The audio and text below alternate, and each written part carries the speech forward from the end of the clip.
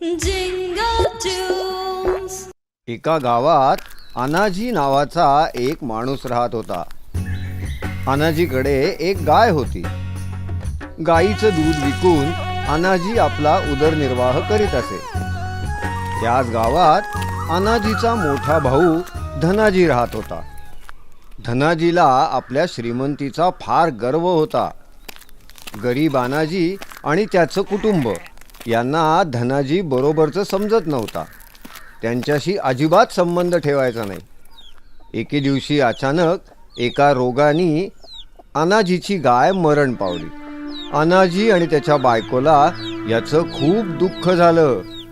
त्यांचं गायीवर खूप प्रेम होतं. गाय मेल्यामुळं त्यांच्याकडं आता विकायला काहीच शिल्लक राहिलं नव्हतं. लवकरच अनाजीकडचे सगळे पैसे संपून गेले.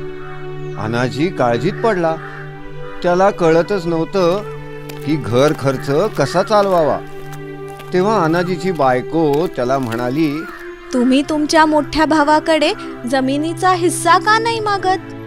आपल्या जमिनीत आपण कष्ट करून आपला उदरनिर्वाह चालू शकतो. तसं बघितलं तर दादा आपल्याशी संबंध ठेवत नाही, पण तू म्हणत असशील तर मी एकदा बोलून बघतो त्याच्याशी. अनाजी धनाजीच्या घरी आला. त्यांनी धनाजीला आपल्या बिकट परिस्थितीचं वर्णन केलं आणि जमिनीतला आपला हिस्सा मागितला. धनाजी एकदम भडकला. ती जमीन फक्त माझी आहे. वडिलांनी ती माझ्या नावावर केली होती. ती मी तुला का देऊ? पण दादा, बाबांकडून मिळालेल्या जमिनीत आपल्या दोघांचा समसमान वाटा पाहिजे. विचार कर दादा, जर मला माझी जमीन नाही मिळाली तर माझ्या कुटुंबानी जगायचं कसं? त्याने मला काही फरक पडत नाही. जमीन माझ्या वाट्याला आली आहे. तुझ्या वाट्याला आलंय हे जातं. हवं असेल तर घेऊन जा. आणि हो, परत इकडे यायची हिम्मत करू नकोस. धनाजीच्या अशा वागण्यामुळं अनाजी खूप दुःखी झाला. जातं एका पोत्यात घालून तिथून तो निघाला. आपल्या काळजीत बुडलेला अनाजी इकडे तिकडे भटकत होता. अचानक त्याला कोणाच्या तरी किंचाळण्याचा आवाज आला. त्यांनी जेव्हा वर बघितलं तेव्हा एक वस्तू वेगाने त्याच्या दिशेने खाली येत होती. ती वस्तू जेव्हा त्याच्या जवळ आली तेव्हा अनाजीनी आपल्या दोन्ही हातांनी ती पकडली. ती वस्तू नव्हती तर एक संपूर्ण माणूस होता, आभाळातून पडलेला. अरे अरे, कोण आहात तुम्ही आणि आलात कुठून? मी एक जादूगार आहे. माझी छत्री घेऊन मी आकाशात उडत होतो. अचानक माझी छत्री तुटली आणि मी पडलो. बरं झालंस तू मला पकडलंस, नाहीतर मी वरच पोचलो असतो. अहो जादूगरजी, ठीक आहे, मी तुमच्या काही कामी तर आलो, नाहीतर सध्या मी कुठल्याच कामाचा उरलो नाहीये. असं का म्हणतोयस? काय झालं? मग अनाजीनी सगळी गोष्ट त्या जादूगाराला सांगितली. आता तुम्हीच सांगा मला, माझ्याकडे जर का धान्यच नसेल, या जात्याचं करू तरी काय? विकताही येणार नाही हे, कारण माझ्या वडिलांची शेवटची आठवण आहे. तू बिलकुल काळजी करू नकोस. हे जातं आहे तुझं. घे. आता झालं हे जादूचं. म्हणजे अरे, आता हे साधारण जातं राहिलं नाही, हे जादूचं जातं झालंय. याच्याकडे तू जे मागशील ते मिळून जाईल. काय खरं सांगताय तुम्ही? माझा विश्वासच बसत नाही. काही हरकत नाही, तू विश्वास पण ठेवशील. सांग मला, तुला काय हवंय खायला? मला? अहो, खूप दिवस झाले मी पोटभर भात खाल्लाच नाहीये. मला भात पाहिजे. अनाजीनं असं म्हटल्याबरोबर जात्यातून तांदूळ पडू लागले. हे बघून अनाजी खुश झाला. त्यांनी पोटभर तांदूळ खाल्ले. जात्यातून अजूनही तांदूळ येतच होते. एवढा बास, अजून नको. भरलं पोट? ठीक आहे. हे जातं बंद करण्यासाठी एक लाल रंगाचं कापड यावर टाकून दे, म्हणजे ते बंद होईल. अनाजी, हे घे आणि तुझ्या सगळ्या गरजा भागव. तुमचे खूप खूप आभार. अनाजी जातं घेऊन आपल्या घरी परत आला. त्यांनी आपल्या बायकोला जात्याविषयी सगळं सांगितलं. अनाजी आणि येसू आता एकदम खुश होते. त्यांची सगळी काळजीच मिटली होती. आता त्यांना जे हवं असायचं ते जात्याकडे मागायचे आणि जादूचं जातं त्यांच्या सगळ्या इच्छा पूर्ण करायचं. अनाजी जात्याकडे गहू, तांदूळ, भाजी सगळं मागायचा. त्यांची गरज भागल्यावर उरलेल्या वस्तू ते बाजारात नेऊन विकत असत. पाहता पाहता अनाजी श्रीमंत झाला. त्यांनी स्वतःसाठी एक मोठं घर आणि शेत विकत घेतलं. अनाजीची ही प्रगती धनाजीला काही बघवत नव्हती. मनातल्या मनात तो अनाजीचा हेवा करू लागला. अरे हा अनाजी इतक्या लवकर श्रीमंत कसा काय झाला? कालपर्यंत तर खाण्यापिण्याची भ्रांत होती त्याला. एकदा बघायलाच लागेल. हा नक्की करतो तरी काय ज्यामुळे तो इतका श्रीमंत झालाय? एक दिन धनाजी अनाजीच्या घरी गेला आणि लपून खिडकीतून आत डोकावून पाहू लागला. त्यांनी बघितलं अनाजी जात्यासमोर उभा होता आणि त्याच्याकडे काहीतरी मागत होता आणि लगेचच जातं घराघरा फिरू लागलं. त्यातून साखर येऊ लागली. अनाजीची बायको साखर पोत्यात भरत होती. हा, जात्यातून साखर निघतीये? हे कसं काय शक्य आहे? धनाजीनी वळून बघितलं तेव्हा त्या जात्यातून रवा येत होता. आता धनाजीला सगळी गोष्ट समजली.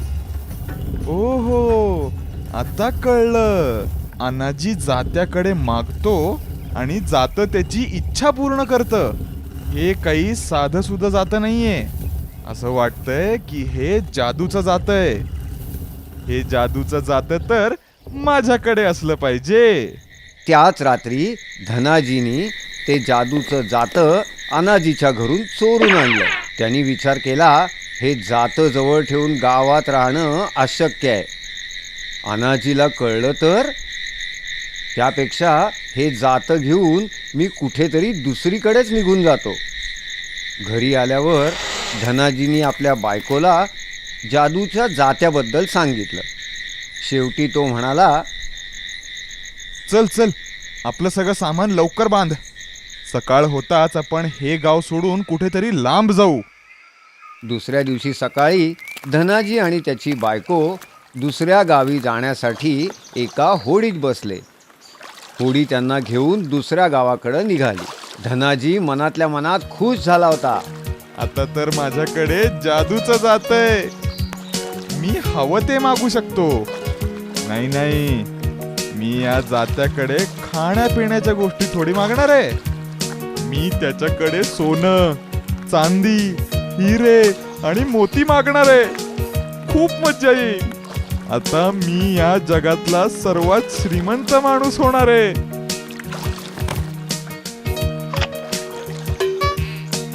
अहो ऐकता का, सकाळी मी गडबडीत भाजीत मीठ घालायचीच विसरून गेले.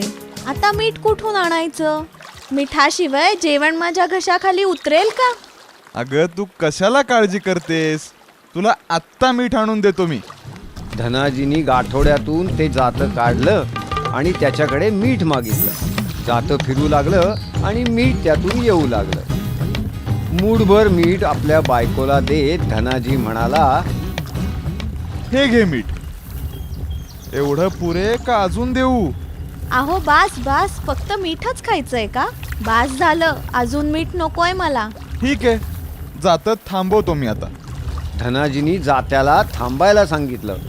जात्या दादा थांब, अजून मीठ नकोय. पण जातं थांबतच नव्हतं. अरे ऐकलं नाहीस? बास झालं. जातं थोडीच असं थांबणार होतं. ते तर फिरतच राहिलं. मीठ बाहेर येतच राहिलं. थांब, आता बास झालं. अरे या जात्याला थांबवायचं कसं हे तर मी बघितलंच नाही. जातं फिरतच राहिलं. होडीत मिठाचा ढीग जमा झाला. हे पाहून धनाजीची बायको खूप घाबरली. अहो हे काय होतंय? थांबवा बरं ते जातं. अहो नाहीतर आपली होडी बुडेल ना. आता भीतीमुळे धनाजीची हालत खराब झाली. जातं थांबण्यासाठी त्याच्यावर लाल कपडा टाकावा लागतो हे धनाजीला कुठे माहित होतं. जातं थांबवण्यासाठी धनाजीने थांब या शब्दाचे सगळे समानार्थी शब्द वापरायला सुरुवात केली. थांब, बंद हो, बास झालं, संपव. अरे अरे बास आता. पण जातं काही थांबेना. मिठाच्या वजनामुळे आता होडी बुडू लागली. समाप्त. अंत. इतिश्री. नाश. विरव. मृत्यू. न जातं थांबलं न मीठ येणं बंद झालं. होडीच्या बरोबर धनाजी आणि त्याची पत्नी पण पाण्यात बुडून गेले. जातं पण बुडत बुडत पाण्याखाली जमिनीवर गेलं. धनाजीला आपल्या वागण्याची शिक्षा मिळाली. जातं पाण्यात अजूनही फिरतंय, त्यातून अजूनही मीठ बाहेर येतंय. आता कळलं का समुद्राचं पाणी खारं का असतं? नवनवीन गोष्टी आणि गाणी घेऊन आम्ही लवकरच परत येत आहोत तुमच्या भेटीला.